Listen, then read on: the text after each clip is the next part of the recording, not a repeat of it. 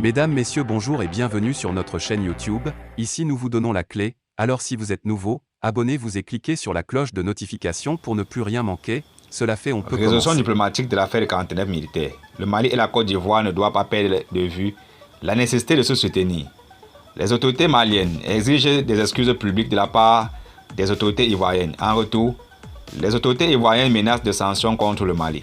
Tout semble être mis en place pour ne pas trouver le juste milieu, au point de se demander pourquoi, dans un tel contexte de crise, des occasions banales peuvent engendrer une crise diplomatique conduisant à des menaces. En retraçant la trame des événements, il est facile de lire l'inquiétude engendrée après la rupture diplomatique et les accords de défense du Mali avec la France. La Côte d'Ivoire est un État satellite de la France et fait figure de puissance économique sous-régionale, contribuant à 40% du PIB de l'UEMOA et des exportations de la zone. Elle possède également la base industrielle la plus importante de l'UEMOA, un petit pays comparé au Mali devenu presque un sanctuaire terroriste.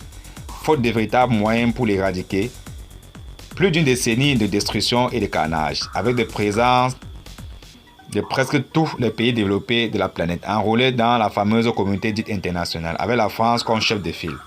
La lutte contre le terrorisme est un concept utilisé par la diplomatie internationale et la horde médiatique pour convaincre de la capacité militaire de certains pays et donner des raisons fallacieuses pour installer des ONG et des multinationales qui ont pour objectif de cerner les pays à exploiter en vue de la bonne marche du capitalisme criminel.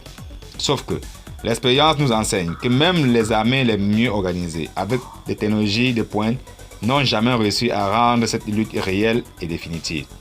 Il serait mieux de parler de transposition du terrorisme. Certains observateurs se demandent comment des pays comme la Mauritanie, l'Algérie et le Burkina Faso, de l'époque de Blaise Compaoré, en plein milieu de la bande Sahel, ont réussi à conserver un certain niveau de contrôle contre l'envahissement terroriste, et d'autres de l'ampleur dévastatrice qu'un tel phénomène a pu engendrer dans un pays aussi proche et vaste comme le Mali. Il est clair que le phénomène terroriste n'est pas propre à un État, ne vise pas un seul foyer ethnique ou religieux. Il est devenu une arme pointée et qui se propage comme une traînée de poudre. Il y a juste quelques temps que le ministre français des Armées s'était rendu en Côte d'Ivoire pour discuter de la question sécuritaire au Sahel. Le Mali demeure le seul mur qui contrôle cette traînée terroriste contre un pays aussi important pour les intérêts français et le franc CFA. Le Mali, comme la Côte d'Ivoire, ne doit pas perdre de vue la nécessité de se soutenir au nom de leurs peuples respectifs et sortir des politiques de manipulation qui consistent à protéger les intérêts français et occidentaux.